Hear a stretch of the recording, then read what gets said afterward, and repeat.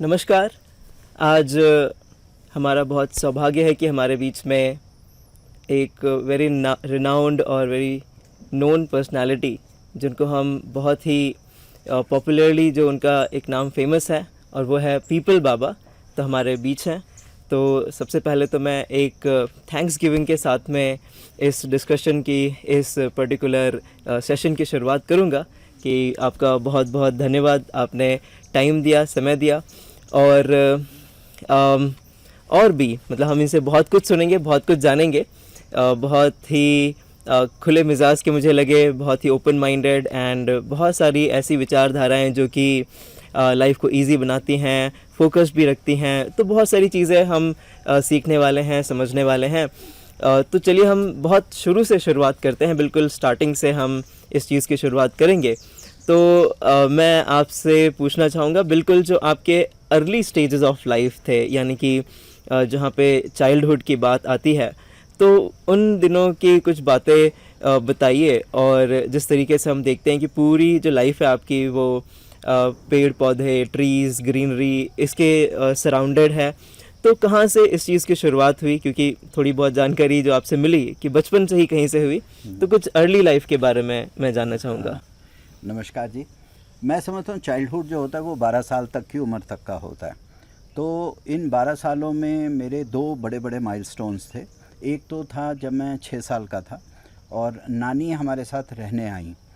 मेरे father army में service करते थे, डॉक्टर थे आर्मी में। तो मिलिट्री हॉस्पिटल्स, कभी देहरादून, कभी पुणे, डलहौजी, कभी कलकत्ता, तो 2-2 साल में उनकी पोस्टिंग होती रहती थी।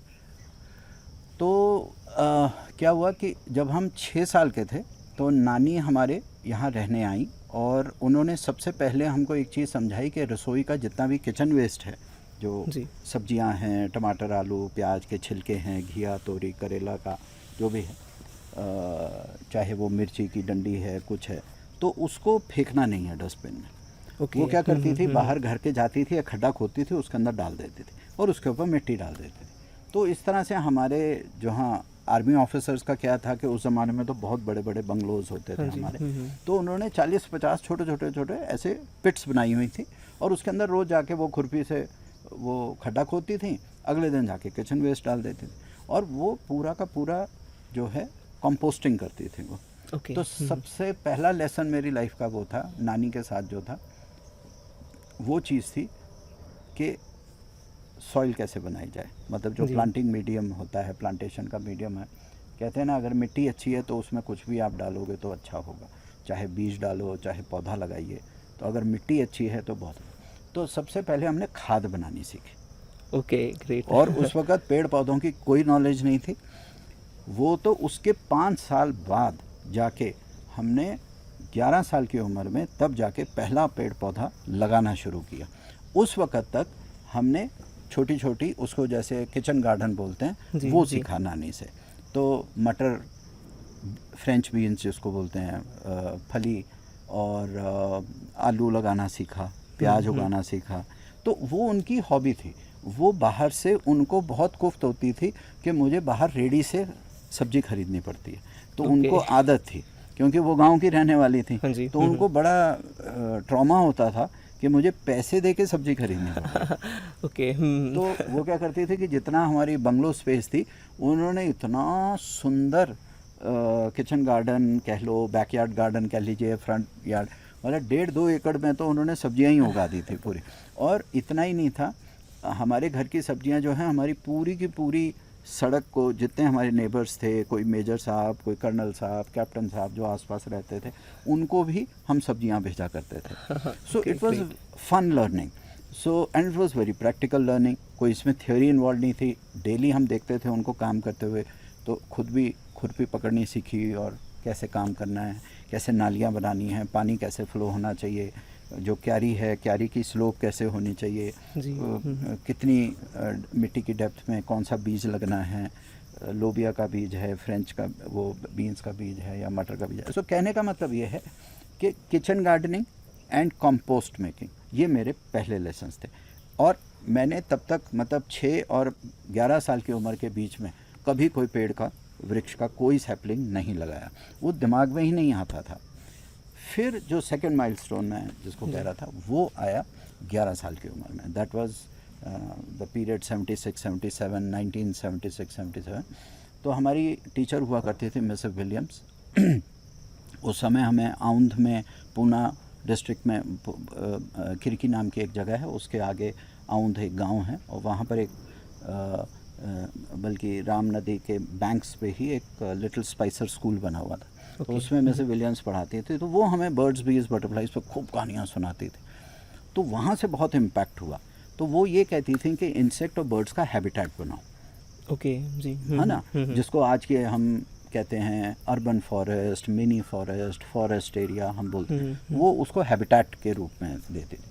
तो वो कहती थी कि जो पौधे लगने चाहिए, पेड़ लगने चाहिए, वो स्टैंड अलोन नहीं होने चाहिए, वो गुच्छों में लगने चाहिए, क्लस्टर प्लांटेशन होने चाहिए. सो वो पहला एक प्रोग्रामिंग चेंज हुई कि हाँ, किचन गार्डन, पहले कंपोस्टिंग, फिर kitchen gardening for nearly 5 years, and then when I was 11 years old, 11 साल के थे, तो फिर सडनली यहाँ कोई एक इंसान आता है आपकी लाइफ में और वो कहना शुरू करता है कि नहीं, क्लस्टर प्लांटेशन करो, है ना.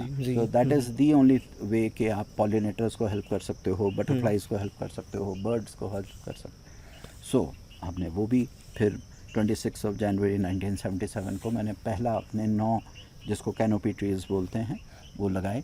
और रेंज हिल्स रोड में बल्कि T20 बंगलों के बिल्कुल सामने आज भी वो बैनियन ट्री खड़ा है, जो सबसे पहला बैनियन ट्री मैंने लगाया था, दैट इज़ 46 years ago. वो आज भी वहाँ खड़ा है. और वो 9 के 9 पौधे जो पहले दिन लगाए थे वो रेंज हिल्स रोड पे आज भी हैं. और उसके बाद फिर शुरू हुआ. तो जो चाइल्डहुड का पहला था, जो आपने जैसे क्वेश्चन पूछा कि चाइल्डहुड का, तो वो मैं समझता हूँ चाइल्डहुड का आपका 12 साल का जो पहला होता है. So that was my grandmother's exposure and exposure to Mrs Williams, my class teacher. 2 साल हमारी क्लास टीचर रहीं, 4th और 5th ग्रेड में. तो इन 2 लोगों ने, ये 2 गुरु जो थे, इन्होंने बहुत गज़ब का इम्पैक्ट किया first 12 years of my life में. नाइस. तो इसमें से I was trying to get some learnings also. तो इसका मतलब ये है कि जो एक हमारे मेंटर्स होते हैं, भले ही वो हमारे पेरेंट्स हों, ग्रैंड पेरेंट्स हों, टीचर्स हों, तो एक जो अंदर जुनून होता है, पैशन होता है या क्रिएटिविटी होती है, वो तो शायद ह्यूमन के अंदर रहती है, पर उसको सही डायरेक्शन देने के लिए it is very important to basically have a mentor, और उस मेंटर की सुन करके अपनी क्रिएटिविटी को, अपने जुनून को एक सही दिशा देना. तो I was able to learn this, and I think ये यंगस्टर्स के लिए बहुत ज़रूरी है कि आपके अंदर जो क्रिएटिविटी है और आपके जो मेंटर्स हैं, अगर वो मिल जाएँ तो बहुत अच्छी सिनर्जी बन सकती है, and we can really do some wonders in life. Thank you very much for this. और एक मैं इसमें ऐड करूँगा, मतलब मैं कई प्लेटफॉर्म्स पे ये बात शेयर करता हूँ कि हम to do crazy things in life you need crazy mentors also.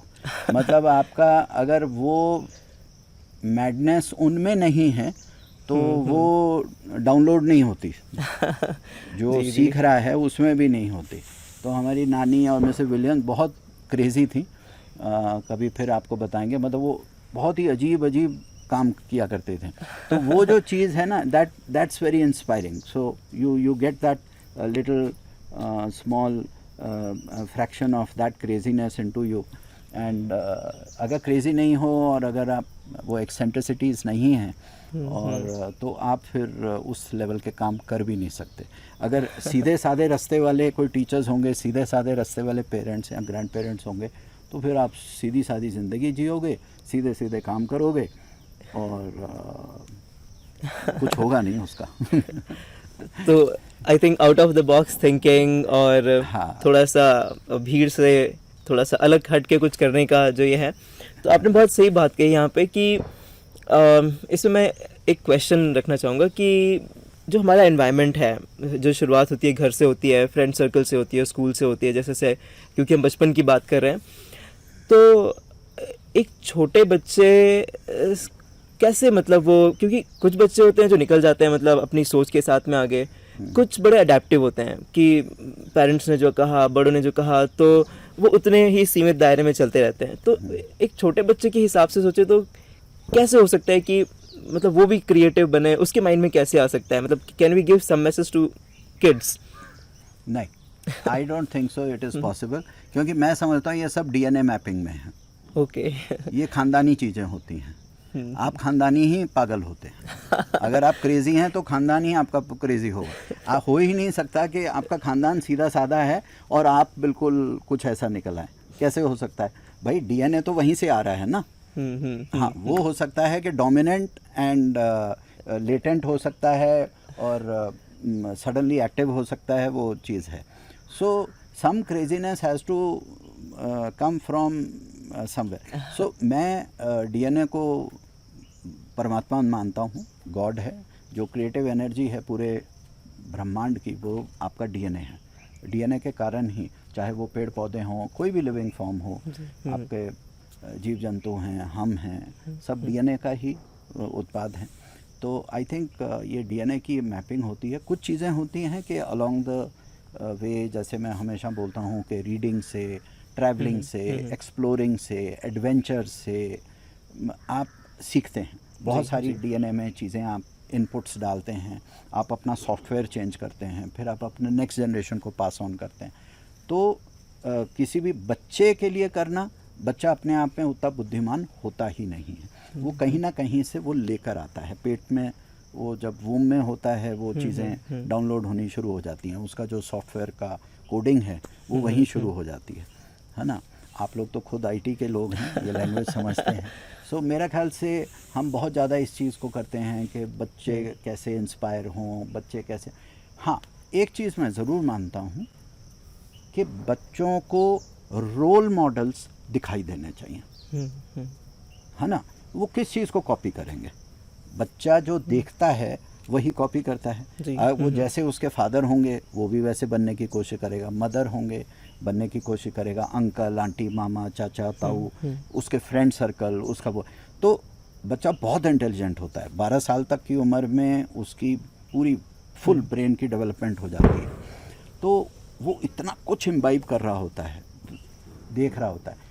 अब उसका लक फैक्टर है कि उसको क्या एक्सपोजर मिलता है। अब जैसे बचपन से हमारे फादर आर्मी में थे, तो कभी डलहौजी, कभी चंडीगढ़, कभी देहरादून, कभी सो एक बड़ी अनस्टेबल सी लाइफ भी थी, क्योंकि आज दोस्त बनता था, वो पता चला फिर पैकिंग शुरू है, आप ट्रेन में बैठे जी दूसरी स्टेशन पे जा रहे, मतलब आपके फ्रेंड्स ही नहीं होते थे। लेकिन अलोंग द वे क्या हुआ कि हमने बहुत सारे शहरों में, बहुत सारी स्टेट्स में, बहुत सारे शहरों में बहुत सारे फ्रेंड्स बनाए।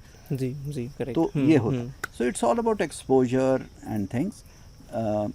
लेकिन हाँ, मुझे ऐसा लगता है कि पहले 12 साल आपके हाथ में कुछ नहीं होता। यू आर जस्ट ब्लेस्ड कि आपके पास क्रेजी लोग हों, आप ब्लेस्ड कि अच्छे पेरेंट्स हों, अच्छे ग्रैंड पेरेंट्स हों, अच्छे टीचर्स हों, और खूब एक्सप्लोरेशन हो, आपकी लाइफ में कुछ एडवेंचर हो, कुछ ट्रैवलिंग हो। I think that is what makes the first 12 years of your life. Great. तो एज ए पेरेंटिंग अगर बात करें तो यहाँ पे कई बार देखते हैं कुछ पेरेंट्स ओवर नर्चरिंग होते हैं, ओवर केयरिंग होते हैं, और मैंने देखा है कि बच्चा बड़ा भी हो जाता है, अब बेसिकली मतलब कि 20 साल का भी हो गया है, तो भी अब वो बाहर जाएगा तो उसकी एक एक चीज़ को खुद ही पैक करना, उसके लिए टिफ़िन बिल्कुल वैसे करना। तो ये जो ये वाला जो एक फैक्टर है, इसमें आप का क्या दृष्टिकोण है? पेरेंट्स खुद कमज़ोर है ना।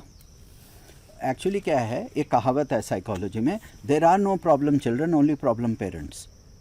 There are no problem children, there are only problem parents. So आपकी जो पेरेंटिंग है वही इतनी क्योंकि आप खुद कमज़ोर हैं भाई, सीधी सी बात है। मेरा अगर बच्चा होगा, सीधी सी बात है, अब जैसे हम एक तरीके से जिए हैं, तो हम अपने बच्चे को उस तरह से मॉलिकॉडलिंग नहीं करेंगे, हम उसको उस तरह से नहीं करेंगे। भैया अपने आप पैकिंग करो, अपने आप करो, अपना चावल बनाना सीखो, दाल बनाना सीखो, अपने आप आयनिंग करनी सीखो, अपना खुद रिजर्वेशन करवाओ, अपने आप ट्रेन पकड़ो, अपने आप बस पकड़ो, अपने आप जाओ। तो आप वैसा ही आपका जो कम्युनिकेशन होता है बच्चे के साथ वैसे ही होगा जैसे आप हैं। तो बच्चा क्या बनता है, इट इज़ अ रिफ्लेक्शन कि हाँ, पेरेंट्स जो हैं, पेरेंट खुद कमज़ोर हैं। ये मेरा मानना है। अगर आप देख लीजिए, कोई भी टफ पेरेंट्स हैं, उनका बच्चा डेलिकेट हो ही नहीं सकता। क्यों? क्योंकि उसको अपॉर्चुनिटी नहीं दी उन्होंने। जी, है ना, कि भाई अपने आप करो। मदर्स मैं देखता हूँ कि स्कूल में बच्चे को छोड़ने जा रहे हैं तो उसका बैग भी कैरी करती हैं। भाई आप अपने बच्चे का जो कंधा है वो तो वीक कर रहे हो, मतलब उसको शोल्डर में आप वेट नहीं दोगे तो बच्चा कैसे वो जी, दुनिया जी। को क्या फेस करेगा। वो आप तो उसको एक स्कूल के बैग का भी वो नहीं करने दे रहे। अगर आप किंडरगार्टन में नर्सरी में बच्चे को लेने जाते हो, गाड़ी बिल्कुल गेट के सामने पार्क करते हो कि बच्चे को 10 कदम भी चलना ना पड़े। तो ये वीकनेस किसकी है? ये बच्चा थोड़ा ना करवा रहा है, ये तो जी, जी, हम खुद ही वीक हैं, हम खुद ही कमज़ोर हैं, है ना। राइट, कहीं राइट। हम ही कम, मतलब एज पेरेंट मैं कह रहा हूँ, हम खुद इतने कमज़ोर हैं कि हम अपने आप बच्चे को डाउनलोड ही नहीं कर पा रहे वो अच्छी बातें। सो इसलिए पेरेंट्स की कोचिंग होनी ज़रूरी है। बच्चों की कोचिंग छोड़ दो, बच्चा तो अपने आप कोच हो जाएगा, क्योंकि अगर भाई parents are the first teachers. Correct, जी, जी, राइट। और ग्रैंड पेरेंट्स का बहुत बड़ा रोल होता है। ग्रैंड पेरेंट्स फिर भी टफ होते हैं। पेरेंट्स के पास क्योंकि पैसा होता है, ग्रैंड पेरेंट्स के पास ज़्यादा पैसा नहीं होता है ना। तो ग्रैंड पेरेंट्स अपने हिसाब से फिर उसको मोल्ड करते हैं। इसलिए हम समझते हैं कि बच्चे को गांव भेजना चाहिए, उसको ग्रैंड पेरेंट्स के पास भेजना चाहिए। लोग क्या करते हैं कि समर वेकेशन, विंटर वेकेशन में बच्चे को मॉल लेके जाएंगे, पीवीआर सिनेमा लेके जाएंगे। मैं लोगों को कहता हूँ नहीं, बच्चों को भेजो अपने चाचा ताऊ के पास खेतों में, जहाँ पर उसका गांव है वहाँ भेजो। वो रफ टफ बन के आएगा बच्चा, बहुत जी, कुछ सीख जी। के आएगा। उसको कुएं का पता होगा, तालाब का पता होगा, भैंस और गाय का फ़र्क पता पड़ा हो उसको। बच्चे बड़े बड़े हो जाते हैं, उनको ये नहीं पता बकरी कहाँ से आती है। तो हाँ जी। यू नो, सो ये चीज़ें, it's so everything depends on parenting. अभी आपने ज़िक्र किया कि बच्चे को छुट्टियां हैं या टाइम्स इन्वेस्ट करना है तो गांव भेजो। तो पहले की अगर हम बात करें, मतलब अपनी हिस्ट्री की बात करें, इंडियन हिस्ट्री की, तो गुरुकुल हुआ करते थे। और जैसे हमने रामायण सीरियल्स में भी देखा कि कैसे, मतलब राजा दशरथ थे, उनकी माताएं थी बड़ी ही, मतलब इंडियन मदर्स तो बहुत ही सॉफ्ट हार्टेड होती हैं, मतलब most of the mothers are very soft hearted और केयरिंग में भी एक्स्ट्रा होती हैं जनरली। तो पर फिर भी उस समय उन्होंने उस तरीके से उनको नंगे पैर भेजा और बिना किसी राजकीय सामग्री के साथ में। तो मुझे ऐसे लगता है कि शायद वो वाली टीचिंग हर समय उस तरीके से पॉसिबल ना हो, पर आपने जो सजेशन दिया वो बहुत ही अच्छा था कि कहीं ना कहीं बच्चे को एक वैसे एनवायरनमेंट में डालना चाहिए कि he should be able to learn and living the identity of the family. या जी, बहुत ही सुंदर बात। और गुरुकुल से एक बात आई थोड़ी आगे बढ़ते हुए कि आप भी क्योंकि गुरुकुल में रहे हैं, तो कुछ वहाँ के एक्सपीरियंसेस और क्या बेनिफिट्स जो हैं वहाँ से एक बच्चे में डेवलप होते हैं, उस बारे में कुछ बताइए। हाँ, जी। पहले गुरुकुल हुआ करते थे, अब तो हमें कहीं नज़र ही नहीं आते। हम साउथ में कुछ हैं, हरिद्वार ऋषिकेश में कांगड़ी गुरुकुल वगैरह अभी भी हैं, पर बहुत कम रह गए। हमारे ज़माने में, I am talking 40 years ago, तो उस समय कुछ थे। तो इलाहाबाद में एक नारायणी आश्रम करके है जगह, तो भापा माऊ ब्रिज के पास, वहाँ पर गंगा जी के किनारे एक छोटा सा गुरुकुल था, वहाँ पर हम लोग। तो इसमें क्या है कि मैं समझता हूँ, चलो हम आज के कॉन्टेक्स्ट में बात करते हैं कि हॉस्टल लाइफ जिसको बोलते हैं। हाँ जी, हाँ जी। थोड़ा बच्चे को मेनली जो चीज़ होती है, बच्चा इंडिपेंडेंट होता है थोड़ा सा पेरेंट्स से 1-2 साल। मैं कहता हूँ कुछ मत करो, हम तो 4 साल रहे, 2 साल, अगर आप सिर्फ 2 साल अपने बच्चे को अपने से अलग रखिए, बच्चे को फ्रेंड्स, पीयर प्रेशर, रैगिंग, उसको झेलने दो बच्चे को एक बार। उसको अपनी जुराबें, अपने अंडरगारमेंट्स, उसको धोना आएगा, उसको अपने जूता साफ करना आएगा, उसको अपनी बैग पैकिंग करनी आएगी, उसको समझ आएगा कि मेरी इतनी पॉकेट मनी है तो फाइनेंशियल मैनेजमेंट कैसे करनी है। जेनरोसिटी आती है, क्योंकि बच्चे होते हैं, उसमें बुलीज भी होंगे, वो कभी उठा के आपका सामान ले जाएंगे, कभी कुछ। ये पर्सनैलिटी डेवलपमेंट के लिए बहुत इम्पॉर्टेंट एस्पेक्ट्स हैं। सो इसलिए मैं तो सभी अपने दोस्तों को कहता हूँ कि अपने बच्चों को कम से कम 2 साल के लिए, चलो मैं ये नहीं कहता 4 से 6 साल, 2 साल के लिए कम से कम उनको इंडिपेंडेंटली आप हॉस्टल में ज़रूर छोड़ें। और गुरुकुल का तो अब क्या बताएं, पहले होता था तो हमारे 4 बजे रूटीन शुरू होता था। एक गणेश जी का छोटा सा मंदिर था वहाँ, तो हमारी ड्यूटी होती थी सुबह उठ के उसमें झाड़ू लगाना, फिर पानी से धोते थे, और फिर बेल जो घंटी होती थी उसको सफाई करना, मतलब सब कुछ। फिर हैंडपम्प होता था, हैंडपम्प से पानी वगैरह भर के, गैया होती थी, गाय को पानी चारा डालना, मतलब बहुत सारी जैसे छोटी छोटी चीज़ें होती हैं, गांव की चीज़ें होती हैं। फिर गुरुजी हमारे लिए भगवान होते थे, आचार्य जी थे, जी, तो जी, वो एक तरीके से भगवान होते थे। फिर बड़ा प्यारा सा रूटीन था, बड़ा सात्विक रूटीन था।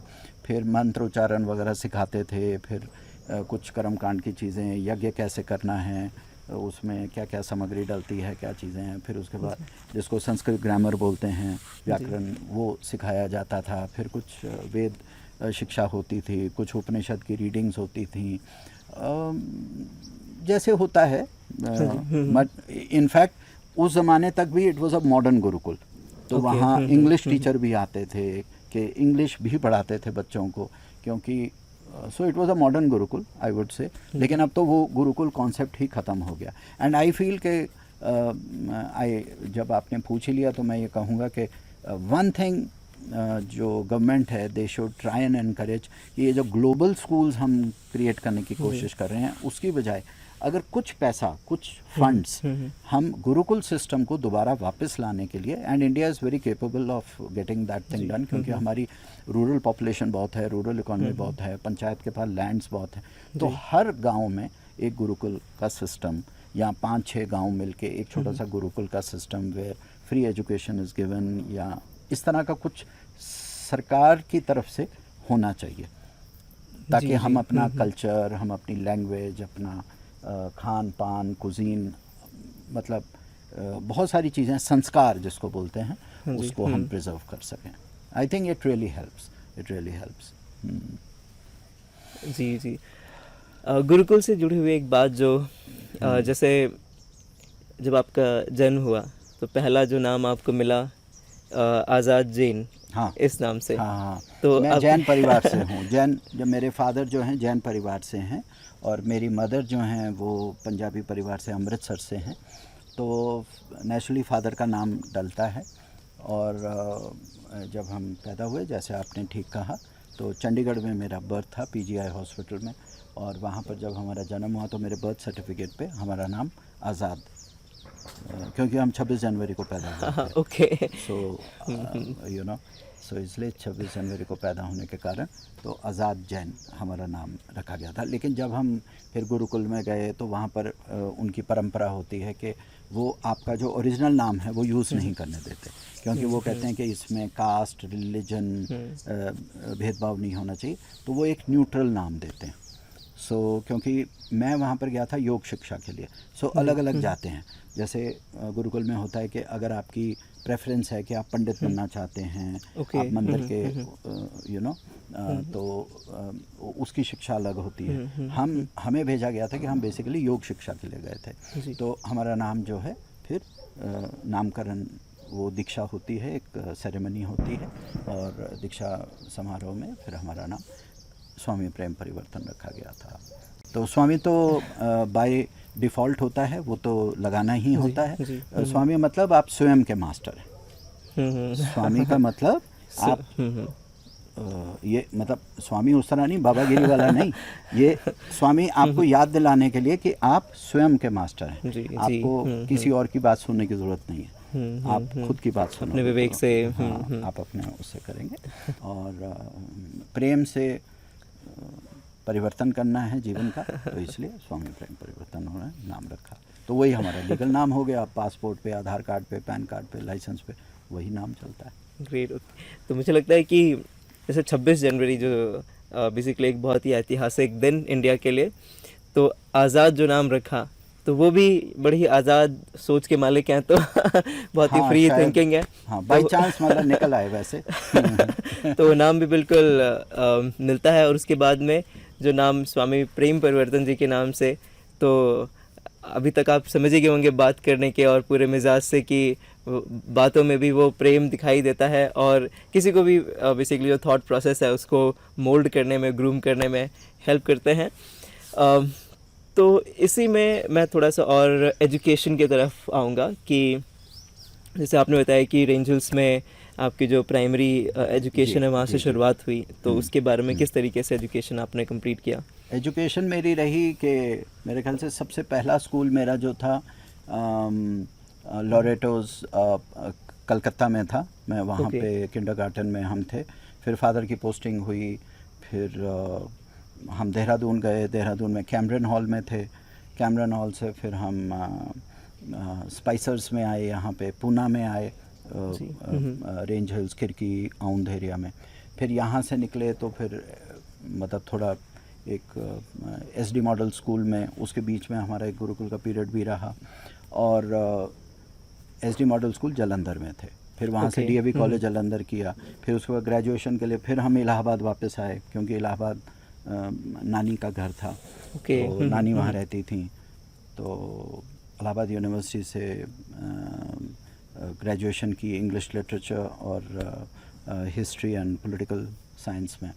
वो करने के बाद फिर पता चला कि नहीं, हमें लिटरेचर में काफ़ी शौक़ है। मुझे हिस्ट्री का मतलब ह्यूमैनिटीज़ में ज़्यादा है। जी जी। सो पूना में एक सेंटर फॉर एडवांस स्टडीज़ था इंग्लिश लिटरेचर का, तो वहाँ कॉम्पिटिटिव एग्ज़ाम के थ्रू एडमिशन हो गया। सो हम पूना चले गए। पूना में हमने फिर 2 साल लिटरेचर में किया। सो ये मेरा बेसिकली एजुकेशन का वो रहा। पोस्ट ग्रेजुएशन की, फिर राणा डे इंस्टीट्यूट है पूना में, तो वहाँ 1 साल का पोस्ट ग्रेजुएशन कम्युनिकेशंस में कोर्स किया। तो इस तरह से एक डबल पोस्ट ग्रेजुएशन एंड इस तरह से कंप्लीट किया। लेकिन मैं समझता हूँ एजुकेशन का सबसे बड़ा पार्ट जो था, और वो भी उसका भी जन्म हमारी नानी ने तो जो किया, और सबसे ज़्यादा मैं समझता हूँ इस बात के लिए मिसेस विलियम्स की हम बात करेंगे। एक हमारी एक और टीचर होती थी, Mrs D Elvis. Mrs Williams and Mrs D Elvis दोनों श्रीलंका की थीं। तो वो मिशनरी से थे, तो वो पढ़ाने आए थे 2 साल के लिए स्कूल में। So reading is the most important thing, I think. Learning, education जो है वो आज के पैडलांस में हम उसको जो जानते हैं वो सिर्फ एक सिलेबस है। It's a means of earning money. आपने ये किया, कागज़ का टुकड़ा मिला, डिग्री मिली, आपने वो दिखा के कहीं नौकरी ले ली, वो ज़िंदगी नहीं है। ज़िंदगी को लर्निंग के लिए आपको किताबें चाहिए। आप और हमें बचपन से आदत डाली थी उन्होंने रैंडम रीडिंग की। वो कभी हमें साइंस की किताब दे देती थी, कभी हिस्ट्री की दे देती थी, कभी अमेरिकन हिस्ट्री। आप यकीन मानिए, हम जब 4th कक्षा में थे, मैंने पूरी की पूरी अमेरिकन हिस्ट्री पढ़ी थी। 200 साल, 4th क्लास में। 4th क्लास में मतलब आप कुछ भी पूछ सकते थे मुझे। और मेरे को अच्छा, फिर वो क्या करते थे, उनका ना तरीका बहुत अच्छा था।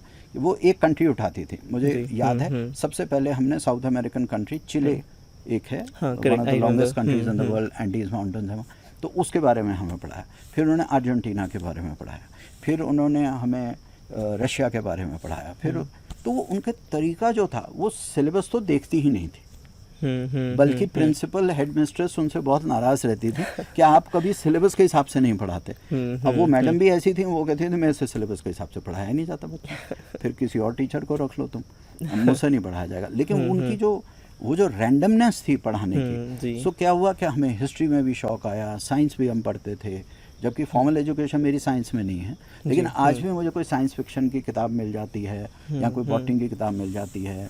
अभी मैंने कोई क्वांटम फिज़िक्स की एक किताब मैंने कहीं से उठाई है, सो आई एम ट्राइंग टू कि क्या है वो, मुझे वैसे ही शौक़ है पढ़ने का। तो वो जो एक क्रेज़ आना, बुक्स के लिए प्यार, तो ये तो टीचर्स ही कर सकते हैं। करेक्ट, टीचर्स ही कर सकते हैं, है ना। तो टीचर्स को बहुत होता था। फिर मेरे पेरेंट्स ने भी बड़ा सपोर्ट किया, क्योंकि फादर एकेडमिक बैकग्राउंड काफ़ी थे, प्रोफेसर थे मेडिकल कॉलेज में, तो उनको होता था कि नहीं मेरा बच्चा ज़्यादा से ज़्यादा पढ़े, जो भी पढ़े, कुछ भी पढ़े, पर पढ़े। तो ये रीडिंग की आदत आई थिंक मेरा ये मैसेज रहेगा कि हम ना अपना डिग्रीज तो ले लेते हैं, जी, लेकिन हमारी डेप्थ नहीं होती उन चीज़ों में। तो वो तभी आती है जब आपकी वोरेशियस आपकी रीडिंग की हैबिट हो, और कोई सब्जेक्ट का आपको पैशन हो, आपको प्यार हो, उसकी कॉलिंग हो उस सब्जेक्ट की, और अच्छी तरह से फिर उसमें सब कुछ पढ़ो। बल्कि हिस्ट्री में मैं आपसे एक छोटा सा इंसिडेंट शेयर करूँगा। मेडिवल हिस्ट्री थी मेरी, तो मेडिवल हिस्ट्री का मतलब होता है कि 1526 जब बाबर के ज़माने का 1526 to 1857, that's the first war of independence हमारे इंडिया की जो थी। तो उस पीरियड को हम बहुत इन डेप्थ स्टडी करते हैं। 3 साल तक हम उसी पीरियड को मुग़ल हिस्ट्री कह लीजिए जो भी है स्टडी करते हैं। तो हम अलीगढ़ मुस्लिम यूनिवर्सिटी जाके वहाँ एक प्रोफेसर नेमतुल्लाह की किताबें होती थी, उनकी लाइब्रेरी में बैठ के नोट्स बनाते थे। तो जब हम अपने क्लास टेस्ट होते हैं तो हमारे टीचर्स परेशान हो जाते थे, तो वो बुलाते थे, कहते परिवर्तन इधर आओ, पहले तो ये होता तुमने लिखा क्या है ये, कहते ये कहाँ से फैक्ट्स लाए। तो मैंने कहा सर ये वाली वो किताब में ये वाले पेज नंबर पे ये पैराग्राफ लिखा हुआ, मैंने वहीं से ये नोट्स लिए। तो मतलब ये जुनून था पढ़ने का। अगर आप किसी को पढ़ रहे हैं तो मतलब आप अपने सब्जेक्ट में इतने मास्टरी आपकी होती थी कि हम जो लिखा करते थे, इसी तरह से इंग्लिश लिटरेचर में भी यही होता था। मैं कहाँ से किताबें पढ़ के ये जैकर लाइब्रेरी थी हमारी बहुत अच्छी पुणे यूनिवर्सिटी में, शायद अभी भी है, बहुत प्यारी लाइब्रेरी थी and one of the finest libraries of the university libraries of the country. मैं घंटों घंटों बैठ के नोट्स बनाया करते थे और मज़ा आता था। और फिर तो एक आदत सी बन गई थी कि टू टीज द एग्जामिनर कि ले तुमने क्या क्वेश्चन पूछा, अब हम तुम्हें एक ऐसा जवाब देंगे कि तुम ढूंढते रह जाओगे किताबों में। तो बुला के हमसे पूछा करते थे, कहते देखो भाई हम तुम्हें फुल मार्क्स दे रहे हैं, पर अब ये बताओ तुमने ये लिया कहाँ से। फिर हम उन्हें बताते थे सर रेफरेंस के लिए ये वाली किताब थी।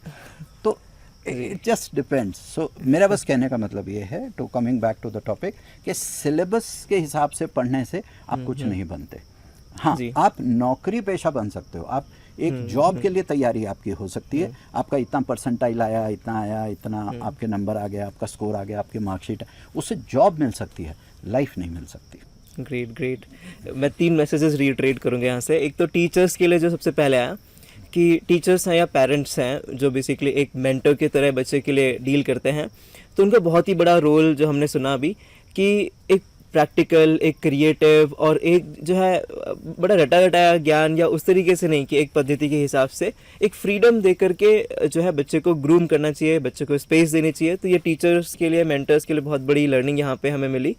दूसरी जो है वो है बेसिकली जो स्टूडेंट्स हैं तो उनके लिए भी है कि जब वो कोई नॉलेज ले रहे हैं तो वी अंडरस्टैंड कि अभी जो हमारा एग्जिस्टिंग एजुकेशन सिस्टम है, हालांकि न्यू पॉलिसीज़ आ गई हैं, स्किल बेस्ड एजुकेशन के ऊपर जोर दिया जा रहा है, बट वी अंडरस्टैंड सिस्टम हमारा जिस तरीके से ग्रो करता है, वी कैन प्रैक्टिकली अंडरस्टैंड कि वो उस स्पीड से ही चलेगा। But out of the box जा कर के ऐसी चीज़ें जो है गेन की जा सकती हैं, ऐसा नहीं है कि नहीं की जा सकती। तो स्टूडेंट्स के लिए लर्निंग है कि you have to find opportunities to basically gain such things. और जो एक बात कही कि जब आप ऐसा करते हैं तो you start loving what you are doing, मज़ा आने लगता है। तो I was able to recollect my memories also कि जो चीज़ें करने में मज़ा आता है तो उससे डर नहीं लगता। कभी कभी स्कूल दिन याद आते हैं, जिस सब्जेक्ट से डर लगता है तो ऐसा लगता है कि यार वो टीचर ना आए तो अच्छा है, या तो उसके घर में कुछ भाई तो हम बच जाएंगे। तो ऐसा कभी कभी बचपन के अभी भी वो मेमोरीज हैं। बट जब जैसे मुझे भी संस्कृत बहुत अच्छा लगता था, सोशल स्टडीज़, तो जैसे आपने कहा तो उस तरीके से then you already know what the teacher is going to teach you, आपको पहले से ही पता है, and you are just enjoying whatever he is talking about. तो वंडरफुल लर्निंग्स। इसी से जुड़ा हुआ थोड़ा सा आगे अभी मैं आऊँगा, जैसे कि आपने पहले भी जिक्र किया था इस बारे में कि आप पढ़ाते भी हैं, तो अब मैं सीधा उसी में आऊँगा कि किस तरीके से आप पढ़ाते हैं और वहाँ पे मतलब क्या प्रैक्टिसेस आपकी हैं जो कि how do you groom basically, how do you mentor the students, आपकी टीचिंग स्टाइल्स कैसी हैं? मैं फॉर्मली पढ़ाना शुरू किया 1988 में। 1988 जुलाई में मुझे अपना पोस्ट ग्रेजुएशन मेरा कंप्लीट हो गया था। So immediately after that you know we needed money, जबकि शौक तो था पेड़ लगाने का, इधर उधर अपना करते रहते 3-4 घंटे डेली उसको, लेकिन you have to earn something. So 2 options थे, either I take up a university job, teaching job, क्योंकि मेरे को आई वॉज वेरी क्लियर, मैं बचपन से ही मैं बहुत क्लियर था मैं टीचर बनूंगा।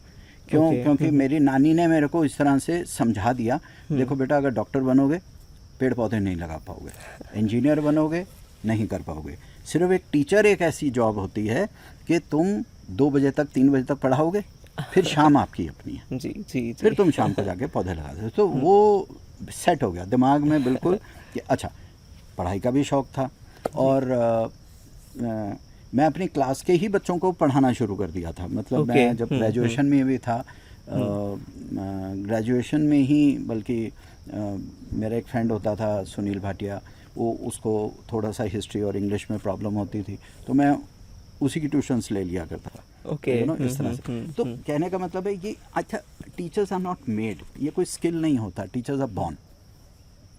आप ये जो होता है कि बीएड करा दो, एमएड करा दो, पेडागोजी के कुछ थोड़े स्किल्स आप डाल दोगे, जी। स्मार्ट क्लासरूम्स, आप प्रोजेक्टर उसको चलाना सिखा दोगे, लेकिन वो जो एक नेचुरल टीचिंग स्किल होता है ना, जी, I think teachers are not made, teachers are born. This is my feeling. So where were we, हम लोग कहाँ बात कर रहे थे? आपकी टीचिंग स्किल्स प्रैक्टिसेस कैसी हैं? तो हुआ क्या कि 1988 में मैंने इंग्लिश पढ़ानी शुरू की, because that was my primary subject. So बहुत सारे बच्चों को ना उस ज़माने में स्पेशली दो चीज़ों से बहुत डर लगता था। एक तो मैथ्स का, ओके। मैथ्स में अच्छे टीचर्स नहीं थे या क्या था, मेरा सब्जेक्ट नहीं था, तो मैंने परवाह नहीं की। 10th के बाद अच्छा। कोई मतलब ही नहीं था मैथ्स में पास होने का। तो लेकिन हमारी जो इंग्लिश टीचर थी वो कहती थी, देखो बेटा, जैसे आप पोइट्री रटते हो इस तरह से मैथ्स के कुछ सम्स रट लो। ओके। ठीक है। और पहले सिस्टम क्या होता है, मुझे अभी पता नहीं सिस्टम क्या होता है, लेकिन पहले था अलजेब्रा, एक पोर्शन होता था ज्योमेट्री का, एक पोर्शन होता था अरिथमेटिक का। तो अरिथमेटिक में ये चीज़ें रट के चले जाओ, ज्योमेट्री में ये चीज़ें रट के चले जाओ, और ये चीज़ें अलजेब्रा में रट लो। वो कुछ भी पूछते रहे, तुम सारा कुछ जो तुम्हें आता है तुम लिख के आ जाओ। अच्छा। और मैं कभी फेल नहीं हुआ, क्योंकि वो मुझे पता नहीं क्या समझ के, वो कहते बेचारे ने इतने पेजेस लिखे हैं। मैं मैथ्स का पेपर भी लिटरेचर की तरह देता था। अच्छा। 20-20 पेज भर के आता था, तो वो मेरे को नंबर फिर भी 40, 45, 50 मिल ही जाते थे। तो बाद में टीचर मुझे बुला के पूछते भी थे, कहते बेटा क्वेश्चन पढ़ लिया करो। कि मैं पूछ क्या रहा हूँ, तुम जवाब क्या दे रहे हो, लेकिन तुमने इतना लिखा, इतनी मेहनत करी, और जो लिखा बिल्कुल ठीक लिखा, क्योंकि रट के तो वही गए थे, तो वो पासिंग मार्क्स मिल जाते थे। सो ये this is just beside the point. So मैं इंग्लिश लिटरेचर मैंने पढ़ाना शुरू किया। मैंने मराठवाड़ा यूनिवर्सिटी में पढ़ाया, पूना यूनिवर्सिटी के कॉलेजेस में पढ़ाया, इलाहाबाद यूनिवर्सिटी और कॉलेजेस में पढ़ाया, मैंने पंजाब में मैंने पढ़ाया। So I started picking up, and मैंने कहीं पर भी ऐसा नहीं हुआ कि रेगुलर, मेरे को ना बंधन अच्छा नहीं लगता कि मैं एक जगह फंस जाऊँ, मैं स्टूडेंट के साथ भी फंस जाऊँ। सो it was on a hourly basis. बच्चे आते थे, मैं जब बल्कि ग्रेजुएशन कर रहा था तो मेरे साथ, मेरे पास पोस्ट ग्रेजुएशन के बच्चे आते थे पढ़ने लिटरेचर का। ओके। उस वक्त भी पढ़ाते थे, लेकिन फॉर्मल मैंने जो जिसको कहते हैं पैसे लेकर पढ़ाना शुरू किया, वो 1988 में मैंने शुरू किया। एंड फॉर 27 ईयर्स कंटिन्यूसली मैंने काफ़ी पढ़ाया है। मैंने, आप ये सोचो, यूरोप जाके भी पढ़ाया मैंने, बहुत पढ़ाया। It's a very long story. बहुत यूनिवर्सिटीज़, बहुत कॉलेजेस, बहुत स्कूल्स में, लेकिन I used to work on very small assignments. मैं कहता था मैं वीकेंड वर्कशॉप ले लूँगा, आपको जो जो पूछना है मुझसे पूछ लो। और हम कभी पैसे नहीं मांगते थे। लोगों को पता था कि हमारी ज़रूरत है, और हम काम भी इसलिए कर रहे हैं, पेड़ पौधों के लिए कर रहे हैं। तो अपने आप ही जो अमाउंट हमको वो देते थे, चाहे चेक अमाउंट था, चाहे कैश में देते थे, हमेशा हमारी एक्सपेक्टेशन से ज़्यादा ही होता था। क्या बात है, ग्रेट। तो जो गुरु दक्षिणा मिलती थी वो हम बड़े खुश थे, और so we really enjoyed this thing. अभी क्योंकि मल्टीपल साइट्स हो गई हैं, बहुत ज़्यादा ट्रैवलिंग होती है मेरी, तो अब मैं उतना नहीं पढ़ा पाता, लेकिन अभी भी जब भी मैं मौका मिलता हम पढ़ाते हैं। और जब थोड़ा और बूढ़े हो जाएंगे, जब फिज़िकली उतना एक्टिव नहीं रहेंगे ट्रैवलिंग में, तो हो सकता है I will get back to teaching then. चलिए, भगवान से प्रार्थना है बिल्कुल ताउम्र तंदुरुस्त रहें, हेल्दी रहें। बहुत ही अच्छा। तो अभी थोड़ा सा हम आते हैं जो जिस नाम से आप पॉपुलर हुए, पीपल बाबा के नाम से, तो ये नाम किस तरीके से पड़ा, मतलब एक नाम कैसे आया? जी, ब्रीफली अगर बोला जाए तो ये 1977 में जब हमने लगाने शुरू किए पेड़, तो सबसे पहले मैं सबसे ज़्यादा जो पौधे लगाता था वो नीम के लगाता था। ओके जी। निमोली आराम से मिल जाती है, निमोली को आप, उसकी जर्मिनेशन बहुत अच्छी होती है। Neem is something which grows very well in Deccan soil, क्योंकि महाराष्ट्र में शुरू किया था सबसे पहले हमने काम। सो पुणे डिस्ट्रिक्ट, फिर उस्मानाबाद, बीड़, लातूर, परभणी, नांदेड़, जालना, औरंगाबाद, अहमदनगर, ये एरियाज़ में, नासिक, जी, देवलाली, ये खूब काम किया हमने यहाँ। अच्छा, तो हमारी नानी ने एक चीज़ समझाई, कहते कि सुनो, एक काम करो कि वो वाले पौधे को पकड़ो जो लोग नहीं लगाते। ओके, अच्छा। फिर थोड़ा बहुत पता करने पे, उस वक्त ये रिसर्च वर्ड नहीं होता था, आजकल हर बच्चा कहता है मैंने रिसर्च की। तो हमने कोई रिसर्च नहीं की, हमने तो 4 माली से पूछा, 4 किसान से पूछा, 4 गाँव वालों से पूछा। तो उन्होंने कहा कि देखो बेटा, एक पौधा कोई नहीं लगाता, ना फॉरेस्ट डिपार्टमेंट लगाता, ना हॉर्टिकल्चर लगाता है, ना पार्क्स वाले लगाते हैं, ना एमसीडी मतलब कॉरपोरेशन वाले लगाते, काउंसिल वाले लगाते, वो है पीपल का पेड़। स्वयं उग जाता है तो उग जाता है, पर उसको कोई हाथ नहीं लगाता। कोई खास वजह इसकी? हाँ, खास वजह लोगों को लगता है उस पे भूत रहते हैं, अच्छा, प्रेत रहते हैं, आत्माएं रहती हैं, शमशान का पेड़ है, ये मान्यता है ना, और हैं कुछ मान्यताएं हैं। जी, जी।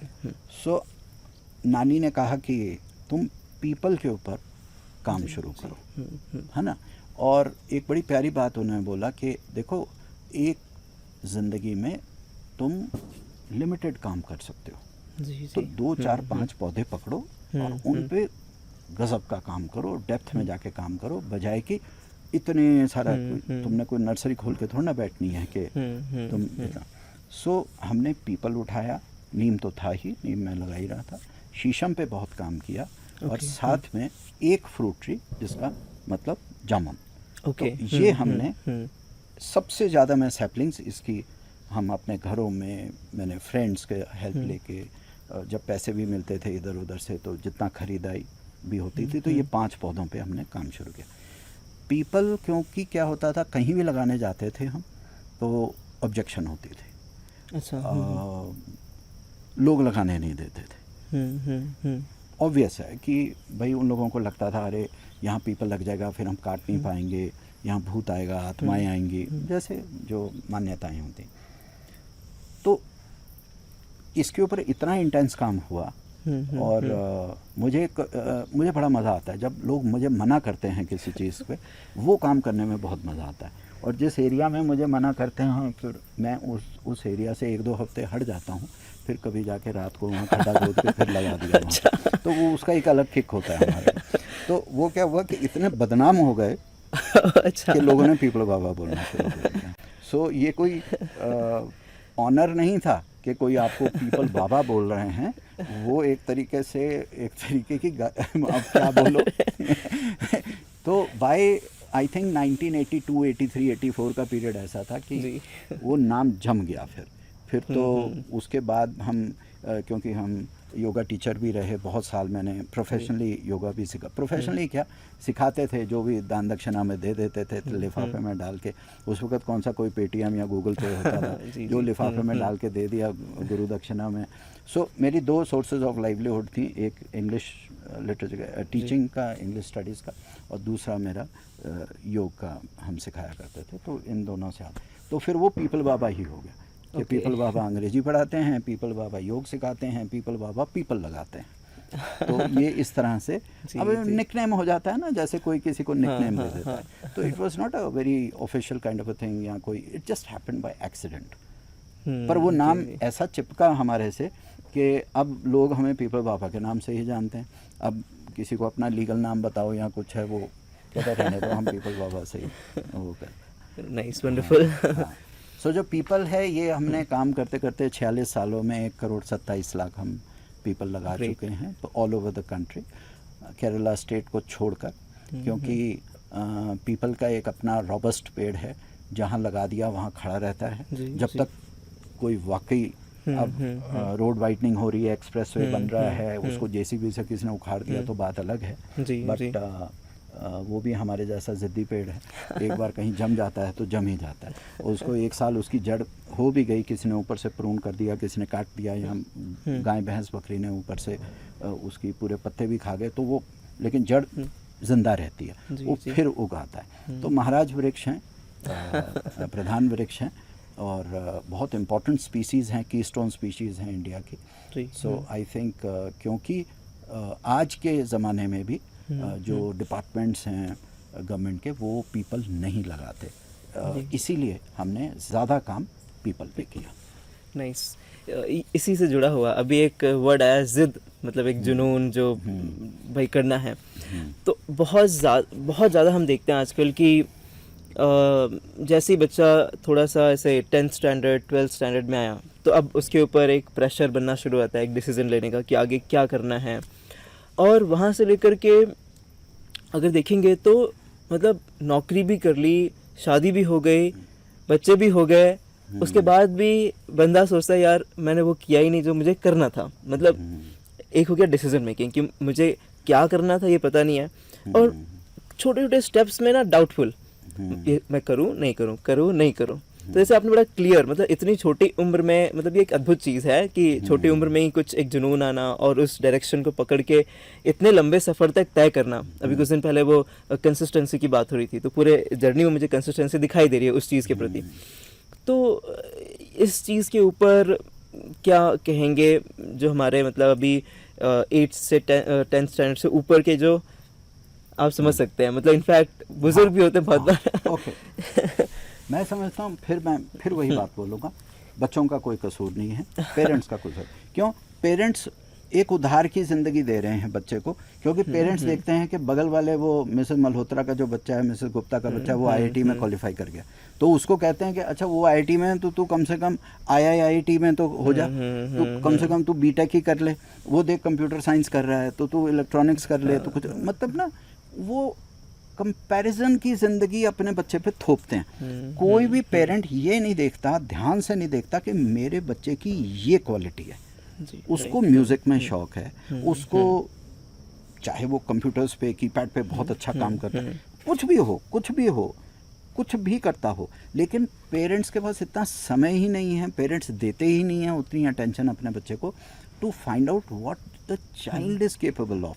फिर उसके ऊपर उसको स्पेशल कोर्सेज करवाओ, उसकी कोचिंग करवाओ। अगर वो स्पोर्ट्स में अच्छा है तो उसको कोई आप टेनिस की कोचिंग, कुछ हॉकी की कोचिंग, क्रिकेट की, जो भी उसका एप्टीट्यूड है, तो एप्टीट्यूड ना देख के आप सिर्फ ये देखते हो। अब जैसे हमारे पास भी बच्चे आते, मतलब पेरेंट्स आते हैं, नहीं आप किसी तरह से कोई ऐसी पूजा पाठ का वो पद्धति बता दीजिए, कुछ ये कर दीजिए कि हमारा बच्चा जो है वो IIT में क्वालिफाई कर जाए। मैंने कहा क्यों करे, क्या हो जाएगा? अच्छा IIT करके भी क्या हो जाएगा? तो क्योंकि आधे डिप्रेशन के केसेस मेरे पास जो आते हैं वो IIT IIM के ही आते हैं। तो मैंने कहा क्या करोगे IIT करवा के? नहीं जी उससे सैलरी बड़ी अच्छी मिलेगी। मैंने कहा अच्छा सैलरी अच्छी मिलेगी तो फिर नहीं, फिर वो शादी भी वैसे ही उसका। So everything is so commercial, everything is so money oriented, everything आपका जो मापदंड है वो सिर्फ पैसा है ना, और उधार की ज़िंदगी के दूसरा क्या कर रहा है, नेबर क्या कर रहा है, उसकी गाड़ी, उसकी नौकरी, उसका ये, तो हम अपने बच्चों को भी वही दे रहे हैं।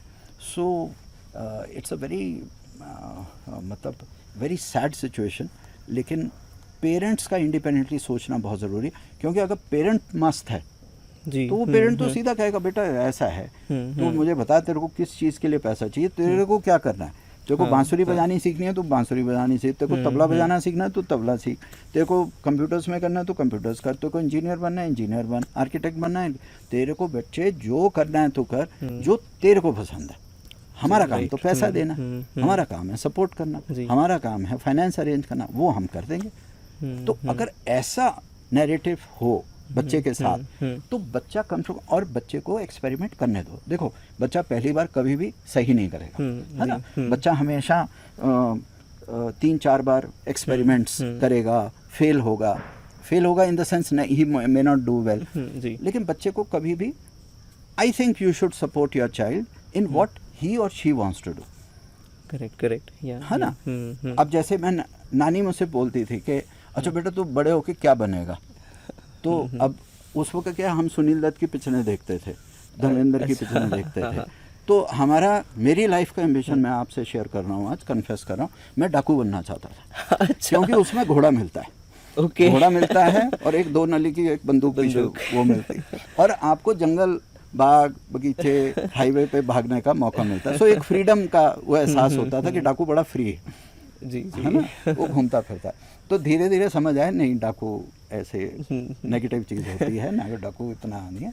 तो फिर ओके नहीं मेरे को घोड़े खरीदने हैं, है ना। हाँ। फिर धीरे धीरे आया नहीं साइकिल तो मेंटेन होती नहीं, हम घोड़ा कहाँ से मेंटेन करेंगे। फिर अपने आप समझ आती है आपको धीरे धीरे। So I think you should let the child imagine, let his imagination run wild. And I was very lucky, I am सच्ची कह रहा हूँ कि मेरे पेरेंट्स ने मतलब उनको भी अंदर से पता था होना कुछ भी नहीं है, तो दे लेट मी बी, एक्सप्लोर, दे लेट मी हाँ, बी। जी।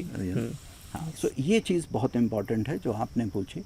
सो अगेन मैं कहूँगा कि इसमें बच्चे का कसूर नहीं होता, ये पेरेंट्स को समझना चाहिए। पेरेंट्स जो हैं वो उनको फ्रीडम देना और बच्चे को इनकरेज करना, बच्चे को सपोर्ट करना इन वट एवर ही और शी वॉन्ट्स टू डू। जी कर ये तो चलिए, मैं जब तक बच्चा एक डिपेंडेंसी फील कर रहा है, पर जैसे मैंने कहा लाइफ के अगले स्टेजेस में भी ये एक रिग्रेट है, तो उन्हें क्या करना चाहिए? मतलब बहुत, मैं भी ट्रेनिंग इंडस्ट्री से हूँ तो वो पता क्यों होता है, क्योंकि आपको आदत ही नहीं है इंडिपेंडेंट सोचने की। वो तो बचपन से ही आएगी ना, वो तो बचपन से ही आई आएगी। एग्री, हाँ जी जी। अब जैसे हमने की तो my father comes from the army background and doctor हैं, तो उन्होंने कहा नहीं तुम्हें मेडिकल फील्ड में जाना चाहिए, I will be able to help you being a doctor, मैं तुम्हारे लिए कोई क्लिनिक खोल दूंगा, नर्सिंग होम खोल दूंगा, हॉस्पिटल खोल दूंगा।